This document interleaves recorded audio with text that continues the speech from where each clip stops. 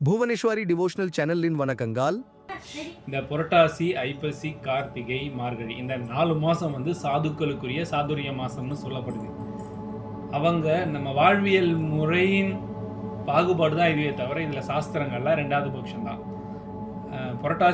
புரட்டாசி அமாவாசைக்கு முன்னாடி 15 நாள், அதாவது அந்த பௌர்ணமிக்கு அப்புறம் இந்த 15 நாள் பித்ருக்களுக்காகவும், அதுக்கு அடுத்த 15 நாள் தெய்வ வழிபாட்டுக்காகவும், அதுக்கு அடுத்த 15 நாள் இப்படி இந்த 4 ஒரு மாதத்தை 15 நாள் இது பார்த்தா 4 மாதத்துக்கும் டீவியேஷன் பண்ணி அந்த சாதுக்கள் செய்த முறைகளை தான் நம்ம இப்போ பின்பற்றுறோம்.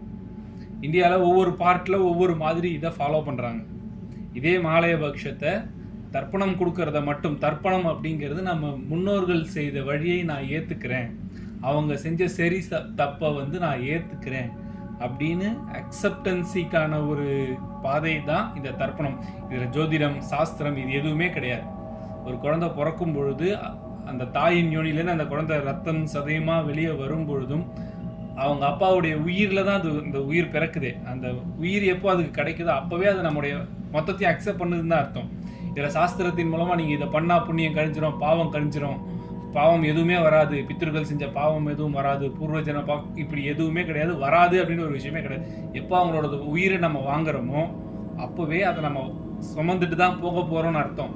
அப்போ அந்த அக்செப்டன்ஸையை ஒவ்வொரு தடவையும் நம்ம நினைவு கூறுறதுக்காக தான் இந்த 15 நாள் கம்பல்சரி இதை செய்யுங்க அப்படின்ற ஒரு வழிபாட்டு முறையை வச்சாங்க. சாஸ்திரங்கள் எதுவுமே மாற்றி எழுதப்படவோ எதுவுமே கிடையாது. நம்ம வாழ்வியல் முறை தான் இங்கே சாஸ்திரம். இதுக்கு பின்னாடி ஒரு அறிவியல் இருக்குது, இதுக்கு பின்னாடி ஒவ்வொரு இடத்தோட முறைகளும் இருக்குது. ஒரு உதாரணத்துக்கு வந்து இன்னைக்கு புத்தர் வந்து நம்ம அவ்வளோ பெருசாக புத்த மதம்னு ஒன்று கொண்டாடுறோம். ஆனால் அவர் பிரம்மாவையும் மகாலட்சுமியும் பூஜை பண்ணதான எவிடன்ஸ் இன்னைக்கு நம்ம ஊரில் ரெக்கார்ட்ஸாக இருக்குது, குகைகளாக இருக்குது. அப்போது இன்றைக்கி ஒரு மகாவீரர் வந்து ஜெயினம்னு ஒரு மதத்தை உருவாக்குன மகாவீரர் வந்து லக்ஷ்மி பூஜை பண்ணதுக்கான எவிடன்ஸ் இருக்குது, அவங்க சாம்ராஜ்யம் உருவாக்குன ப்ரூஃப்லாம் இருக்குது. அப்போது அதை மாதிரி இவங்க பித்ருக்களை பூஜை பண்ணுறதுக்கு உருவாக்குன ஒரு வழிமுறை தான். ஏன்னா வருஷம் ஃபுல்லாக வேலை செய்கிறது தான் நம்ம ஆளுங்களோட, நம்ம பாரத மக்களோட முக்கியமான கொள்கையாக இருந்துச்சு ஒரு காலத்தில். கண்டிப்பாக போர் செஞ்சுக்கிட்டே இருந்தாங்க. ஒரு சீசன் வரைக்கும் கண்டிப்பாக அவங்க விவசாயம் பண்ணிருக்காங்க. 3 ரவுண்டு விவசாயம் பண்ணிகிட்டே தான் இருந்தாங்க. அதனால தான் முப்போகம்னு, இந்த முப்போகம்ன்ற வார்த்தை எல்லா மொழியிலையும் எல்லா ஊர்லேயும் 3 ரவுண்டு விவசாயம். ஸோ நம்ம வாழ்வியலோட கலந்தது தான் இந்த பித்ரு தர்மம்.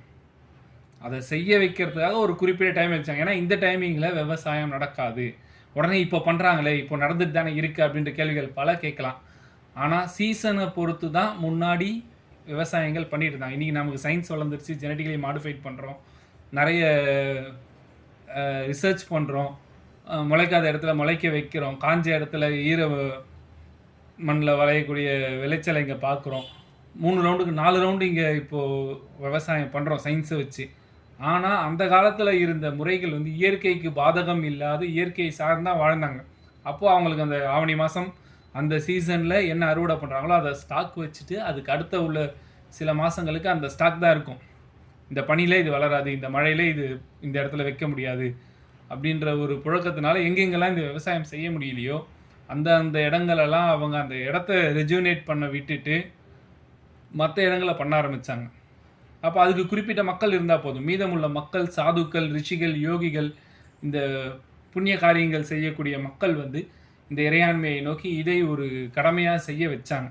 இது ஒவ்வொரு ஊரில் மாறிலாம் வரும். இப்போ நாட்டில் பார்த்தீங்கன்னா இங்கே நம்மக்கிட்ட இருக்கிற டைம் டேபிளோட அவங்ககிட்ட இருக்கிற டைம் டேபிள் அட்வான்ஸ்டாக இருக்கும். ஒரு 10 to 15 days முன்னாடியே எல்லாமே பண்ணுவாங்க. அப்போ அந்தந்த ஊரில் இருக்கிறவங்களுக்கு ஏற்ற மாதிரி மாறும்.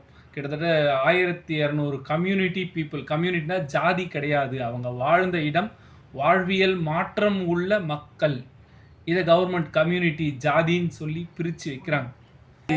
எங்கேயோ ஆரம்பித்து எங்கேயோ போறியே, மாலயபக்ஷனா என்னன்னு சொல்ல ஆரம்பிச்சிட்டேன்ப்பா, புத்தர் மகாவீரர்னு போகிற, இன்றைக்கி கவர்மெண்ட்லாம் பற்றி பேசுகிற அப்படின்னு நம்ம கேட்கலாம்.